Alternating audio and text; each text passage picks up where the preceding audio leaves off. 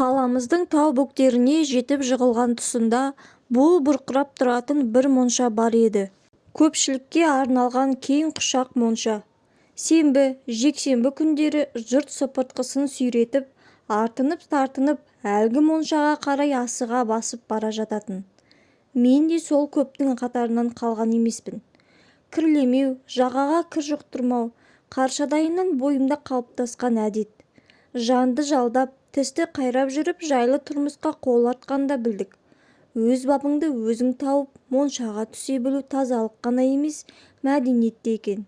Бала кезімізде ауылдағы тас моншаға түсетінбіз. Тас монша дегеніміз 4 қабырғасы түгел қалыптап құйылған 3 ауызды үй. Моншамыздың қазандағы жұмысына 2 рет, сенбі күні әйелдерге, жексенбі күні еркектерге арнап жағылатын. Тас моншаға тайлы таяғымыз қалмай жиналушы едік. Бүгін міне еске түсіп отырғаны әлгі 3 ауызды үйдің кіреберісіне киімдерімізді шешетінбіз. Бұл бөлмеде бас-басымызға арналған шкаф, шифонер деген атымен жоқ. Қабырғаға қағылған сояудай көршегелер болады. Барымызды сол көршегелерге ілеміз. Көршегелер жетпей қалса, бүктеп-бүктеп апарып сыртқы дүниені сыңғырайтып қана көрсететін терезенің көзіне үйіп тастаймыз да жуынатын бөлмеге өтеміз. Ал жуынатын бөлмеден гөрі қайнаған су алып қайтуға келген адамдардың ұзын шұбақ кезегіне ұқсайтын. Кезек болмай қайтсын. Ауылдың бар еркек кіндіктісі тұз түгел осында жүрсек. Өлдім-талдым дегенде шылапшаныңды суды толтырып кимелескен көптің арасынан енді орын таба бергеніңде қарулы жігіттерге арқасын ысытып, сай саласына жұмсақ көбік жүгіріп, арқа басы кеңіп үлгерген шалдардың бірі «Ай, буланбаймыз ба?» деп шаңқ ете қалады. Буланатын бөлмеге 4 сатылы биік сәкі қойылған. Сәкінің ең төріне ауылымыздың ақсақалдары жайғасатын. 3-ші саты көк сақалдардікі. 2-ші саты жігіт ағасы дейтін жастағы қырма сақалдарға тиесілі. Төменгі 4-ші саты әскерден оралған ағаларымыз бен солардың ізін басып қалған бізге кейде аға, кейде құрдас боп жүретін қулардікі. Ал еден біздікі. Нағыз иерархия. Буланатын бөлме біздің ауылда 4 сатылы сәкіден ғана емес, осылайша буын аралық сатылардан да тұратын. Бұл дегенің бұлжымай орындалуға тиісті заң еді. Алда-жалда шалдардың арасына жасымыстау біреу кіріп кетсе, ол байқұс төмендегі орны былай тұрсын, мойнына ажырық артылып моншадан қуылатын. Әлгі сорлы содан бірер апта өткенше айыбын өтеп, тас моншаның табалдырығын аттамауы керек. Сөйтіп, сақалымыз бен жасымызға орай тиесілі орнымызға жайғасып біткен кезімізде, төбедегі шалдардың бірі атасынан нәлеті «Аямай ашшы қақпағын» дейді. Құбыр бойымен құйылып келіп тұрған будың бурандары құлағы ашылған сәтте төбемізден сұр бұлт жөңкіп өтетінде алдымен шалдарды көміп тастайтын. Сосын ол буланатын бөлмедегі бұлжымай орындалуға тиіс заң бойынша 3-ші сатыдағыларды, сосын 2-ші сатыдағыларды жұтып, соңында ысылдап бізге де жететін. Бұлт па, бу ма, әлде тұман ба, белгісіз. Маңайымыз тұмшаланған түнекке айналса да, ешкім отырған орнынан қозғалуға, жылыстап сыртқа шығып кетпеуге керек. Бұ ыстық жалыны мен буа түседі. Шыдайсың. Бұ өрт лебімен өбіп өтеді. Шыдайсың. Бұ буырқанып, бурадай шабынып, шайнап тастаймын дегендей екпіндей соғады. Екпеттеп құласаң да шыдайсың. Қалың өрттің қара жалын тіліне айналған бұ бір уақытта сені қара тастай қақтай бастайды. Шыдайсың. Шыдауың қажет қайткенде. Өйткені төбедегі шалдар бізді буға көміп, отқа орап шыңдап жатыр. Жай жатқан жоқ. Бір шамада жә жетер деген дауыс қалың будың арасынан құлағымызға талып естіледі. Бұлт тарап, тұман сейілген шақта жан-жағыңа қарасаң, бір ыңғай қызыл терілі адамдарды көрер едің. Қызыл терілі адамдар терге шомылып меңірейіп отырады. Сонда шалдардың бірі «Балдари, сендер жуына беріңдер, біздің қыртысымыз жаңа жазылды» дер еді. Есейіп тас моншаның төбеңгі сатысынан орын таба бергенімізде қалаға тайып тұрдық та бәрін ұмыттық.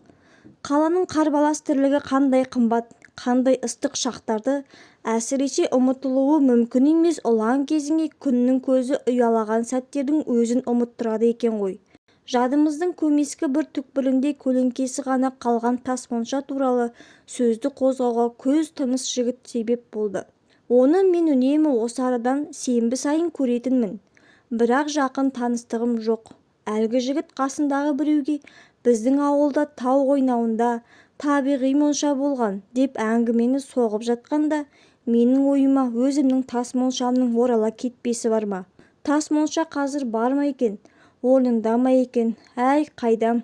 Қабырғасын құлата алмаса да қазандығын шатырын ауылдың іскер жігіттер баяғыда бір кәдеге жаратып үлгерген шығар. Кештетіп ауылдағы досыма қоңырау шалдым. Аман сау жүріп жатырсыңдар ма? Шүкір. Ай, осы ауылдағы тасмонша орнында ма? Астапыралла, оны неге сұрадың? Өзіңнің денің сау ма? Не, дімкәс, есі ауысқан адам ғана ауылындағы ескі монша туралы сұрай ма? Қызықсың. Иә, ол монша былайынша орнында тұр. Бірақ тоналған, шатыры, қазандығы жоқ. Есік терезесі аңғал-саңғал. Адамдар маңынан көп жүре бермейді. Әсіресе түнде. Иесіз қалған соң сөйтеді де. Досым бұдан ары көрі жерді әңгіме қылып тас моншаны тарс есімнен шығаруға септескен. Мен де тау баурайындағы кең құшақ моншаның буына бел аурудан батып рахат күй кешіп жүре бердім. Білесіз, монша деген әңгіменің қыз-қыз қайнайтын ортасы. Жалаңаштардың жиналысы осында өтіп тұрады. Тек құлағыңыз түрік болсын. Міне, су себелеп құйылатын бөлмеге кіріп бара жатып есіп қалдым. Бір білгіш қасындағысына инопланеталықтар жер шарына өте ежелгі замандарда келіп кетіп тұрған. Анау Мысырдағы пирамидаларды салған солар, деді. Төбеңнен төмен қарай төбіне төгіліп, шымырқана шашырайтын қанжылым су қандай ғажап. Инопланеталықтар дейді, жер шарына өте ежелгі замандарда келіп кетіп тұрған. Әбден мүмкін. Әй, инопланеталықтарды қойшы, одан да біз өмір сүріп жатқан мына әйдік әлемді айтсаңшы. Бұл әлем бар ғой, кітапқа ену үшін жаралған. Әлем жаралған, кітапқа ену үшін. Қайсысы дұрыс? Мүмкін жаралған әлем кітапқа ену үшін шығар.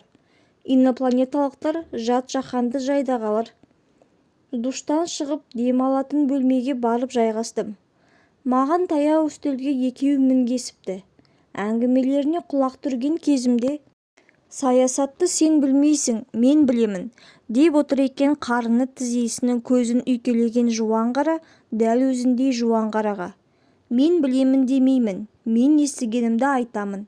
Сонда не естіп жүрсің? Ленинді улап өлтірген Сталин дейді. Қой ей, Сталин Ленинді өлтірмегенде оған билік тимеген болар еді дейді. Қисынды.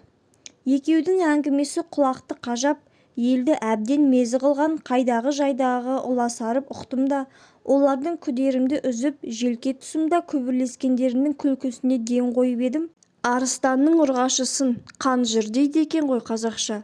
Сол қанжыр антилопаның баласын асырап алыпты, деді бірі екіншісіне. Бұл өзі Африкада болған оқиға екен. Міне, әңгіме, дедім мен ішімнен.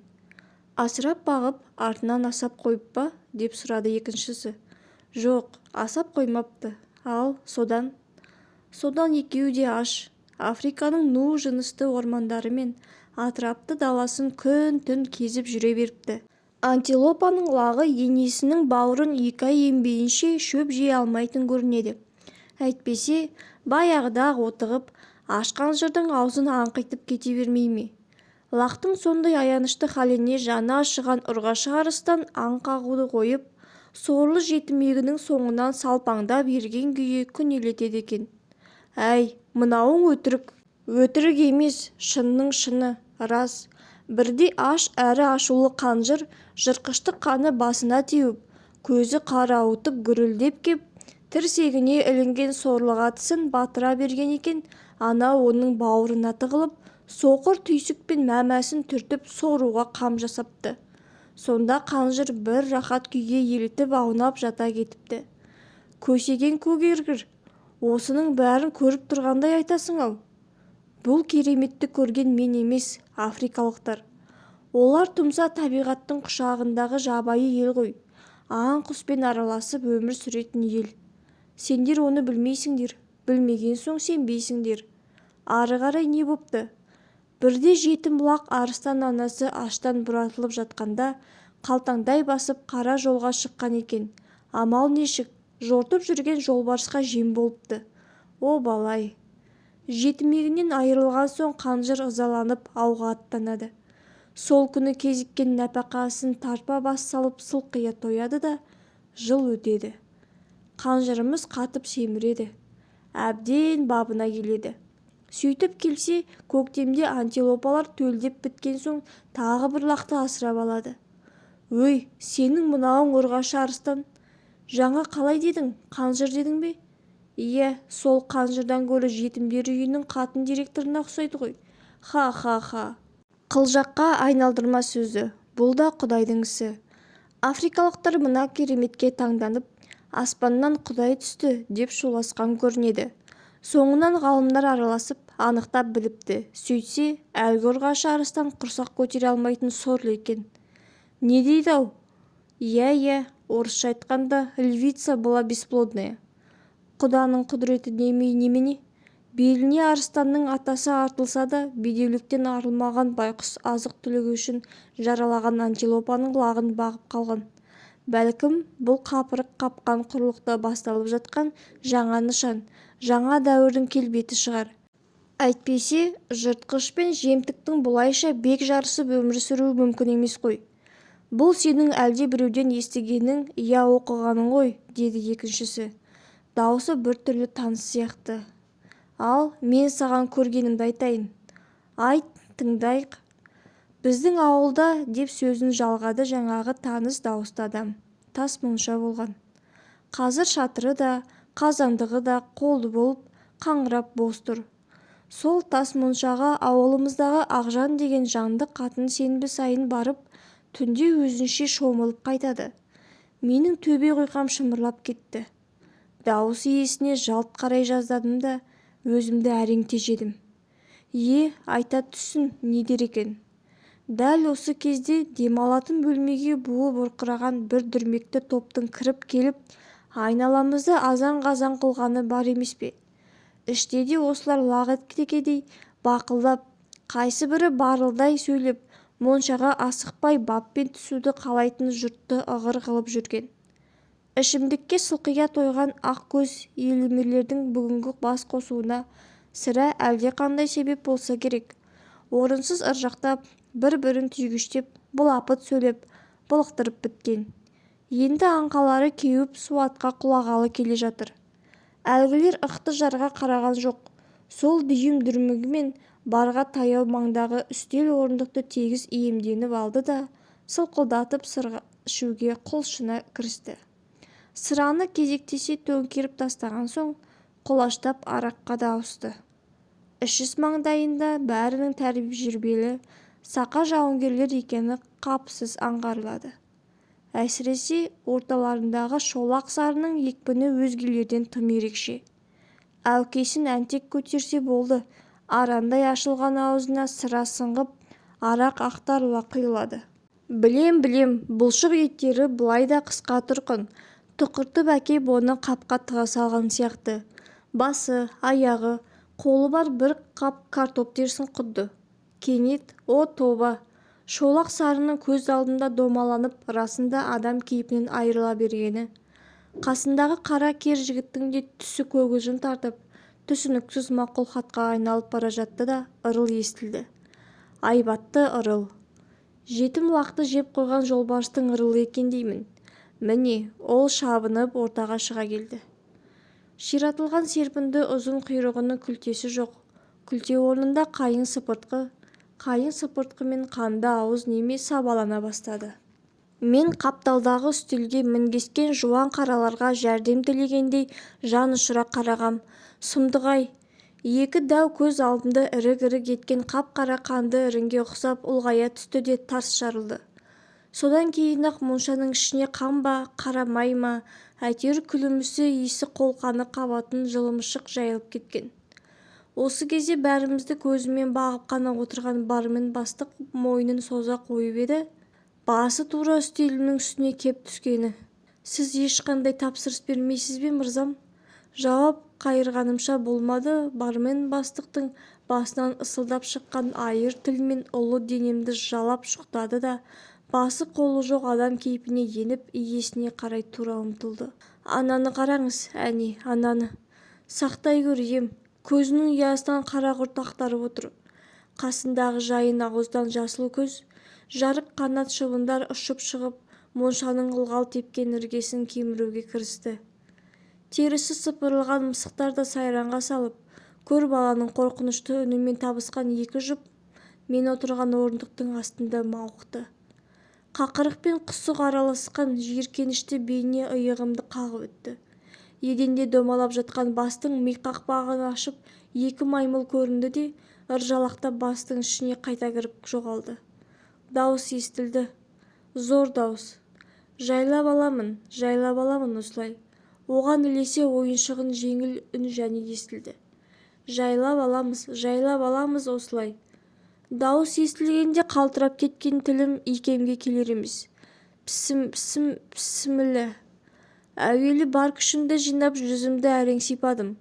Сосын жан шақыру үшін егіме, жағыма, маңдайыма саусақ ұшын батырып ысқылауға кіріскем. Бірақ қолым еркіме бағынбай, сол сәтте санамда сайқымазақ сөздері пайда болды. Бис, жарайсың, міне керемет. Бис, аямай қол соғыңдар, мырзалар мен ханымдар. Бис, жоқ. Бис емес, бисмиллахи-рахмани-рахим. Құл қуалаху барабиннас, маликиннас. Уа тәңірім, өзің қолда. Аяғыма әрең тұрып, сүлдерімді сүйретіп, сыртқа ұмтылдым. Зәреңді зәр түбіне қуалап, қу жаныңды иманыңнан айырып алардай халді бастан кешкен соң, тазалыққа қолымды бір-ақ сілтегем. Алайда ауылдағы тасмонша есімнен бір шықпай-ақ қойды. Таныс дауыс иесінің басталып келе жатып үзіліп қалған әңгімесі де дегберімді қашырып, мені қырға жетелей берді. Ақжан, деді ғой расымен, жынды қатын. Сенбі сайын түнде тасмоншаға шомылып қайтады. Ақбота бұлттар ойнақтаған аспанның иіп тұрғанын байқамаппыз. Жаңбыр құя жөнелгенде қой бүлдіргеннің өрісіне сұғынған балалар бас сауғалап тұра қаштық. Баданадай жаңбыр тамшылары бармақ басты бұршаққа айналып соққанда тіпті жанымызды қойырға жер таппадық. Мен бір үңгір тасты білетінмін.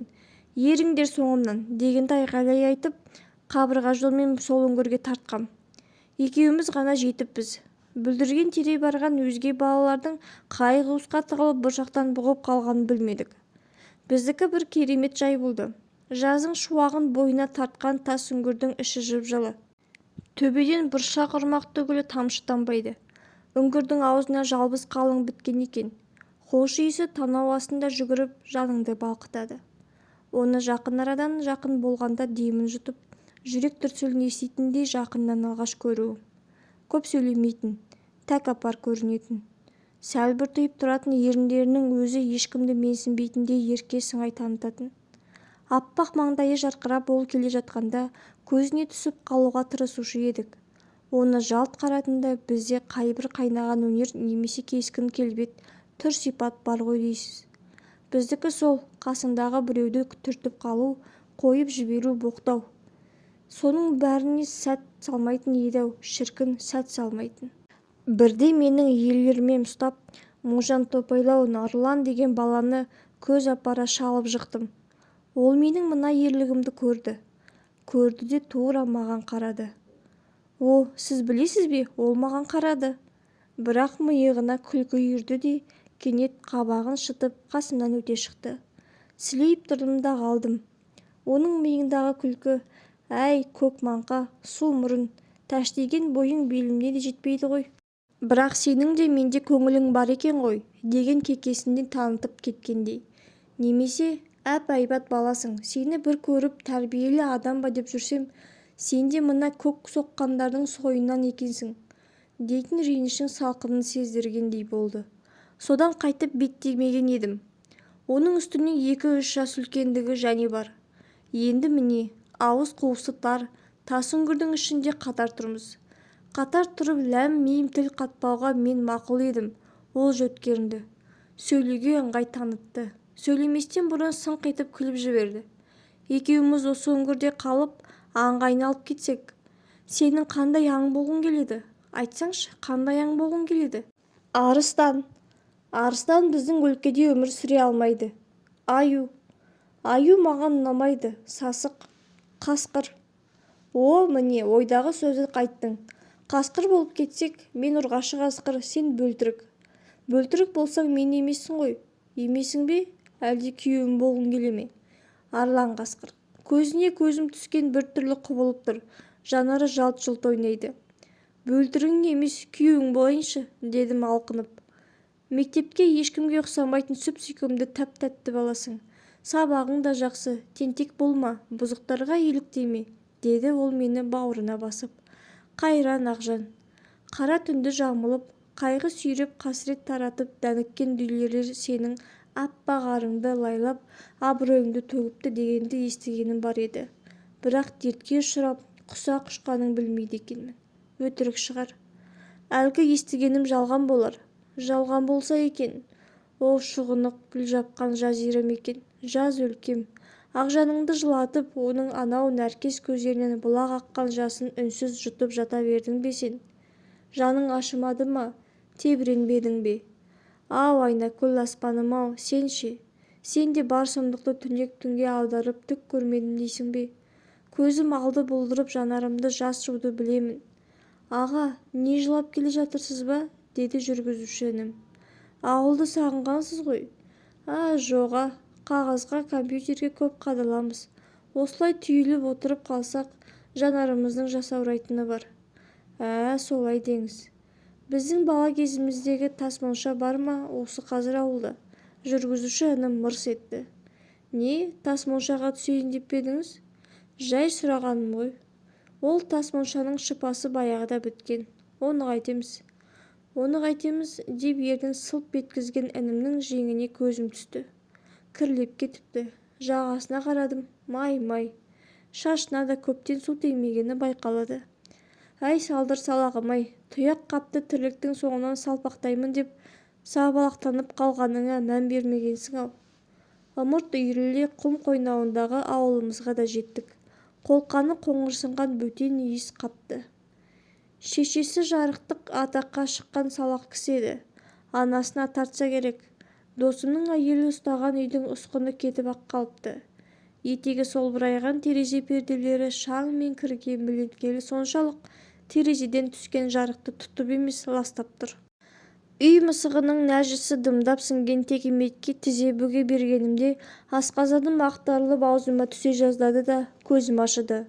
Бұрыш-бұрышта төбеде өрмекшілер айқыш-ұйқыш тор құрып қара шыбынды қырып жүр. Мына лас шаңырақтың тазалығын өрмекшілер ғана ойлап, шыбын-шіркейге қарсы майдан ашқан сияқты. Бақырып жылап кірген баласын досымның әйелі шапалаққа бір салды да борбайын жалаңаштап қоя берді. Балақай шолақ шалбарын бүлдіріп қойған екен. Ішіндегісін шешесі жалаңаш қолымен сыпырып алып еденге тастай салды. Сөйтті де қолын жуып, не сүртпестен білегенін түртіп жіберіп, қамыр илеуге отырды. Отағасы Нарулан бала кезіндегі можан топай қалпынан өсе қоймапты. Өй қатын, әй қатын дегені болмаса баяғы Нарулан. Сүрініп қабынып төрге менің қасыма жақындады. Бұ байқұсты да салақ қатын керзі етіктің қонышындай қылып тоздырып бітіпті. Қара тұяғынан бастап шудаланған сақалына дейін шуаш мүңкіп сөйлеп отыр. Дос, үлкен жерден кеп қапсың, мал сояйын, деді ол. Күнде келіп, күнде бір қойнынан басың мүжіп жатқан жоқпыз, сойсаң сой. Сөйтейін. Нарулан сыртқа шығып кеткен соң қатыны маған есіртпей өзіне өзі сөйлеген болып, сорлы әркімге қой сояды. Біреуінен пайда жоқ, деді. Қой сойылды. Қатының жаңағы сөзі ойымда. Мен досымның мына мырзалығын қалай қайтарып, немен өтесем екен деп қанжылғандай рай таныттым да, әмиянымнан суырып алып 100 000 теңгені әлгіге шолақ шалбырып бүлдірген бастаған балақайдың қолына ұстатқам. Тәтті алып жей ғой. Қатының бетіне қан жүгірді. Үйбай-ау, деді сосын ол байына қарап. Қайдағы бір көк шандыр кепені қадағанша Қыс бойы жемдеген ісекті соймадың ба? Қара қазанға кепенің жарты еті кетті. Мен ошақты жанған отты сағындым дегенді сылтау етіп, қазанды далада көтергізіп, етті далада жедік. Ауылдың ауасын сағындым деп далаға жатып қалдым. Құм қойнауындағы момақан ауылым менің. Қыста қар астында бұйығып, көктемде көк барқыт жамылып, өзгеше реңге енген кезінде анау алыстанғы жоғар Алатауының бауырындағы барқыт белдерден салқып өстіп сылқым самал жететін.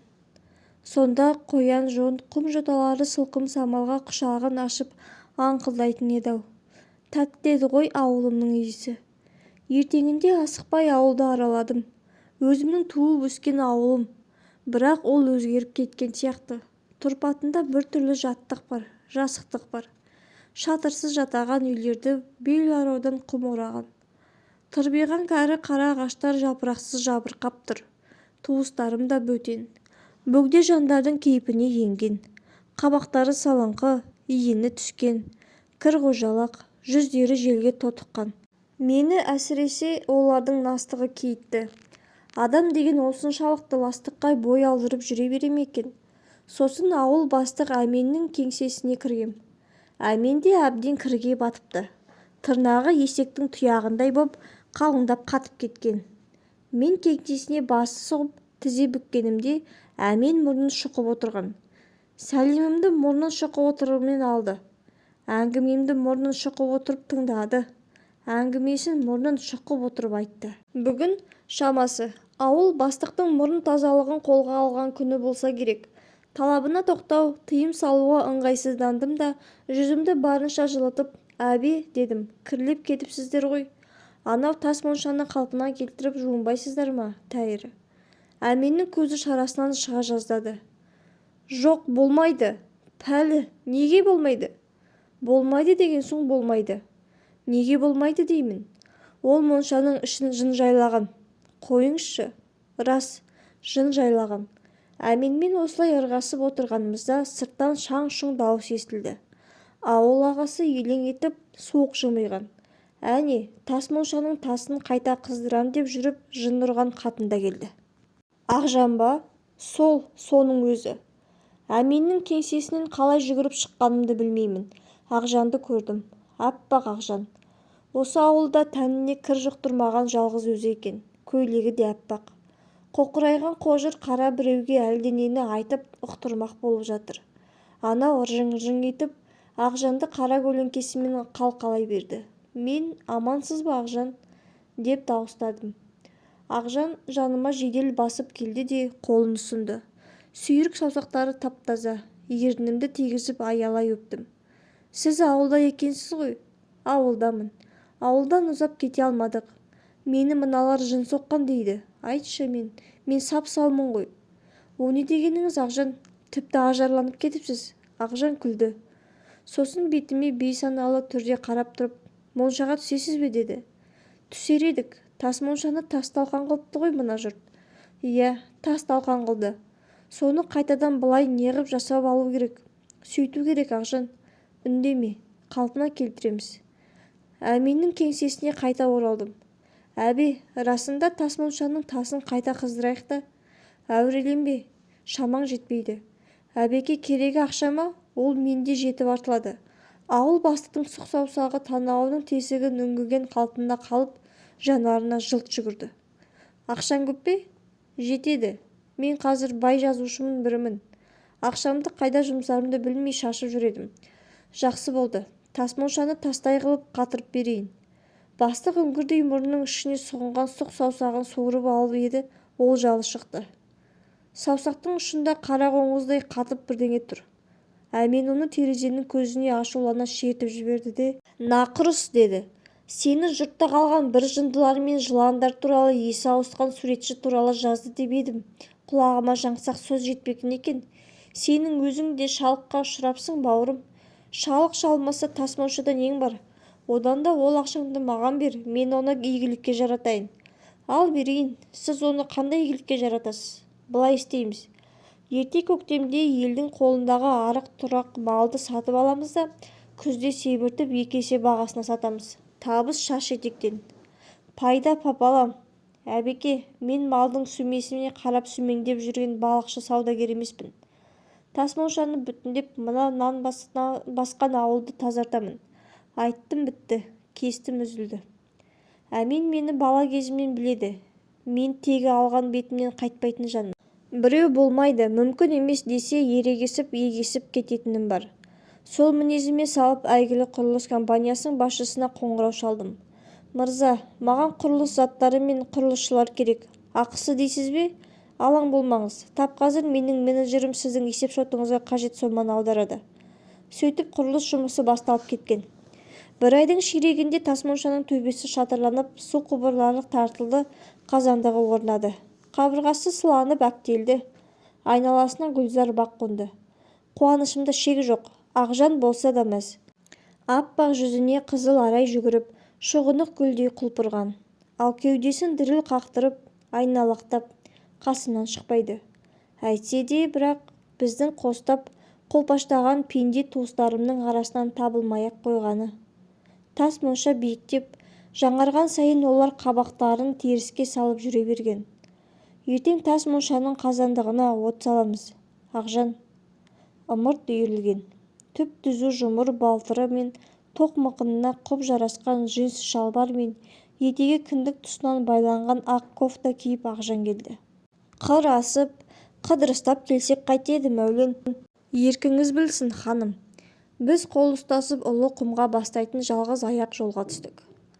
Қайран балалығай, сонау тау бөктеріне жаяу жалпы барып бүлдірген теріп қайтушы едік қой, деп мен әңгіме бастадым. Ақжан үнсіз бас изеді.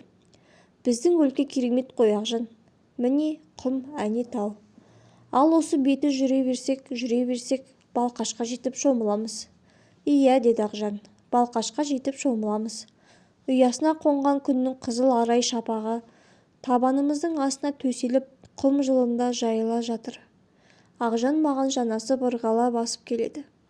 Кейде балғын иығыма тиіп кетсе, тұла бойымды тебірентеп, қан тасқыны шулап басылады. Мен бір құпияның сырына қаныққым келгенін білдіріп, тағы да сөз бастадым. Ақжан, әменнен тартып бәрі тасмоншаны жынжайлаған деп неге айтады, не үшін айтады? Соның сырын білмей-ақ қойсаң қайтеді, мәулен? Білуім керек, себебі ертең моншаға жұрт жиналғанда тасмоншадағы жын-шайтанның өтірік екендігін айтуым керек. Өтірік емес, шын, деді Ақжан. Тасмоншаның ішінде сайтан бар, ол сайтан менмін. Айдала айқай құм, мен Ақжаннан қорқайын дедім. Әйтсе де бойымды жиып сенбеген сыңай таныттым. Қой, Ақжан, қайдағыны айтпа. Сен ауылда ерте кетіп қалдың ғой, мәулен, білмейсің. Бәлкім естіген де боларсың. Осы ауылдың жігіттері менің абыройымды төгіп қорлады. Түнде түзге шыққам. Аңдып тұрған сұмдар талдары ұрып, ауылдың сыртына апарып білгендерін қылған. Есімді кезекті біреуінің астында езіліп жатып жидым. Көзімді таңып тастапты. Көзімді таңған қалпы тастап кетті. Содан жаман атым елге жайылды. Қайтейін, қу жаныңды қия алмайды екенсің. Кірмегенім қара жер, қалт-құлт етіп жүре бергенмін. Әкем ертерек дүние салған. Соңынан шешем де қайтты. Жалғыз бауырым намыстан өртенді де, қолын тас төбесіне қойып жанынан безді. Қазір оның қайда жүргенін де білмеймін. Сондай өлім мен тірінің арасындағы халіме жаны ашыған жақыным Әмен болған. Әмен аға деуші едім. Әмен расымен аға болды. Отын суымды түсіріп беріп жағдайыма кәдімгідей қарайласатын. Бір күні түнде қызу, қолында жартылай ішілген арағы бар теңселіп келіп тұр. Содан не керек? Әмен-ау, бастай бекіген ойына жетіп тынды. Сол күннен бастап Әмен ағам әмеңгерім болып алды. Мен де оған қарсы тұрар дәрмен күш те қалмаған екен. Ырқына бағынып, ыңғайына көне бердім. Ақыры құрсағыма бала бітті. Баланың жайын айтып бір күні Әменнің кеңсесіне соқтым. Әмен, дедім бірден, құрсағымда құлының бар. Оның қайтесің? Әмен шалқасынан түсті. Салдақы, деді түтігіп. Қай еркектің белінен жұққан қан екенін сен қайдан білесің? Мен қайдан білемін? Бала менікі болмайды. Аулақ жүр, қараңды батыр, жолама маған. Әмен, дедім мен тағы да. Осылай ат-тоныңды ала қашарыңды біліп едім. Қорықпа, отбасыңа, отаныңа қол сұқпаймын, араласпаймын. Міндет те қылмаймын. Тек ескертейін деп келіп едім. Айтарымды айтып кете барғаным, бірақ алақайдай ауыл ішінде сөз жата ма? Аз-кем уақыттың ішінде гу-гу сөз тарады. Мейлі, арада 4-5 ай өтіп, аяғым кәдімгідей ауырлап қалған. Әдеттегідей бір күні түнде әмен келді де ай-шайға қаратпай мені тас моншаның ішіне апарып тепкіге салды. Есімнен тандыра сойды. Сол кезде тас монша бүтін есіктің сыртынан әбен бұрау салып, тарс бекітіп кеткен екен. Айқайымды, ойбай аттанымды ешкім естімеді. Естісе де елең қылмады. Сөйтіп мен тас моншаның қараңғы қапасында қалдым. Түнде әмен тамақ әкеп берген болады. Мен оның аяғын құшып зар илеймін. Босатшы ағатай, күнің болып, табаныңды жалап өтейін, босатшы, деймін зар еңіреп. Әбен жібімеді. Сорлай, сонша кімнен қорқып, кімнен имеңді екен. Әйтеуір мені ел көзіне көрсетпей жасырып бақты. Ауыл халқы қайда қарап отырған? Сені іздемеген бе ешпенде? Ақжан-ау, менің ауылыма не болған? Дедім ышқынып. Сенің ауылың жоқ, Мәулен, қайдағы ауыл айтасың? Бұл ауылдағы жұрттың тәнін астық, рухын әбілет басқан. Абдырап не айтарымды, Ақжанды қайтып жұбатарымды білмей, қаладағы моншада естіген әңгімемді баяндай беріппін. Ақжан күрсінді. Сол жетімлақты асырап баққан жыртқыштың жүрегіндегі мейірім ауылдағы бір ағайынның бойынан табылмаған соң қайтесің, деді ол содан соң. Тас моншаны құртқан әмен болды ғой шамасы. Иә, шатырын алып қорасының төбесін жапты, қазандығын үйіне қойды. Ал мен сорлы баланы өлі туып, шарананы тас еденге тапсырдым. Міне, содан бері тас монша менің мекенім. Кірлеген тәнім мен азған жанымды тазартқым келіп, әр сенбі сайын түнде барамын. Тас ошаққа от жағып қазан асамын да, суды жылытпай жуынып қайтамын. Менің осы ісімнен жұрт жаман шошиды. Әмен де отқа май құйып, тас моншада жын шайтан бар. Ақжан ібіліске жанын сатқан адам, деп қауесет таратып жіберіпті. Осыны айтып бола бере Ақжан, Мәулен, деп шар ете қалды. Ананы қарашы, өрт. Ауылдың қалың өрт шығып жатыр. Біз ауылға жан ұшырып жеткенде жабдықталып жаңарып, сыңғырлап тұрған тас монша түгел өртеніп, қабырғалары ғана жалын қауып қалыпты. Әмен бастаған топ қасымыздан қарқ-құрқ күліп өте шықты. Ертеңінде күн сенбі еді. Ақжан мені танымай қалды. Нарулан айтты. Бүгін түнде тас моншаға бара ғой, қызықты көресің. Түн. Ауыл үстін күйік басқан. Бүйіріне қойып көтерген қазаны бар Ақжан тас моншаға келіп кірді. Мен үнсіз қараңғы бұрышта тұра бердім. Ақжан ыңылдап әндетіп қояды. Моншаның тап ортасына тастан қала ошақ жасады. Ошаққа қара қазанды асып су құйды. Астына от тұтатты. От қазанның түбін жалап жана бастаған. Отқа қарап, мойыл көзі тұнжырап Ақжан отыр. Мұңлы, жүдеу ай тас моншаның төбесіне келіп сапарын іріккен. Ақжан шешінді. Аппақ тәні жарқырай сылаң қағып көзді арбайды. Енді бір сәтте ол тың-тыңдағандай тосылып тұрды да, Мәулен, деді мақпал үнін созып, кел бері, ұялма, сені де шомылдырайын, бөлтірігім. Жүрегім атқақтай соғып қасына таядым. Екеуміз айқайласа кеттік. Жоқ, сен жынды емессің, Ақжан.